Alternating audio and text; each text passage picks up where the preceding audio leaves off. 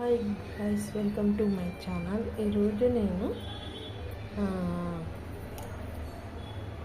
చపాతీతో egg chapati role అయితే చేస్తున్నా friends. ఒకసారి మీరు కూడా ఇలా ట్రై చేయండి. ఒక గుడ్డు ఇలా తీసేసుకొని ఉప్పు కారం వేసుకొని ఇలా బాగా కలిపేసుకున్నాను.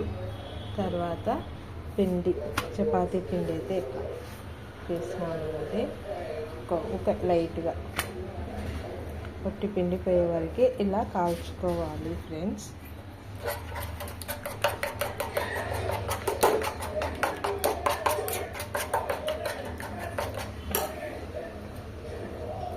చపాతీలు ఇలా ఇది 1% అయితే ఇలా కాల్చేసుకొని ఇది ఇలా తీసేసుకొని ఇంకా ఇప్పుడు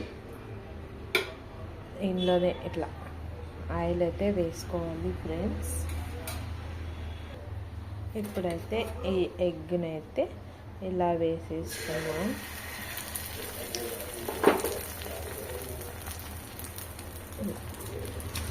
గుడ్డ అయితే ఇలా అంతా స్ప్రెడ్ చేసేసి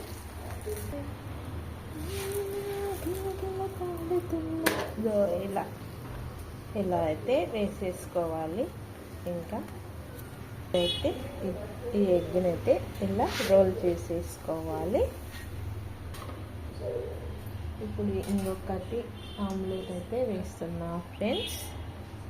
మళ్ళీ కొంచెం ఆయిల్ వేసేసుకొని మనం కలిపిన మిశ్రమాన్ని ఇలా వేసేసుకొని అండ్ మళ్ళీ మనం 1% కలిసిన చపాతీని ఇలా వేసేసుకొని ఇలా మొత్తం స్ప్రెడ్ చేసేసి మళ్ళీ ఇలా ఒక చపాతీ ఇలా కొంచెం లైట్గా కాల్చేసేసి ఇది బ్యాచిలర్లకైతే చాలా టేస్ట్ ఉంటుంది ఫ్రెండ్స్. చూడండి,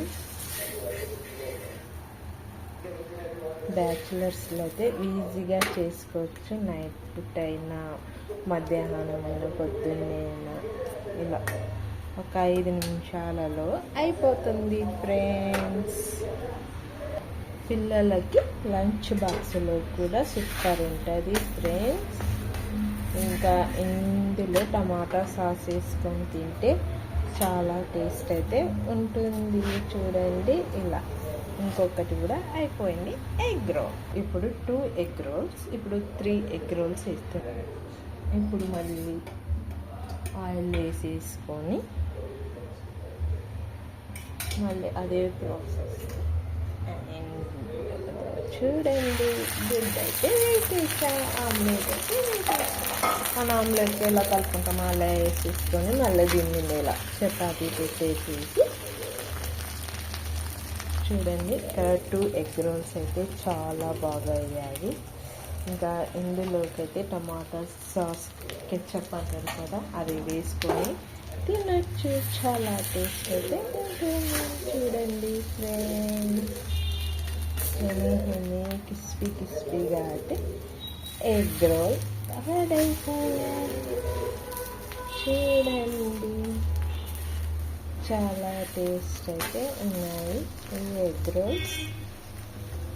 బ్యాచులర్ సింపుల్గా అయితే ఇలా చేసుకోండి.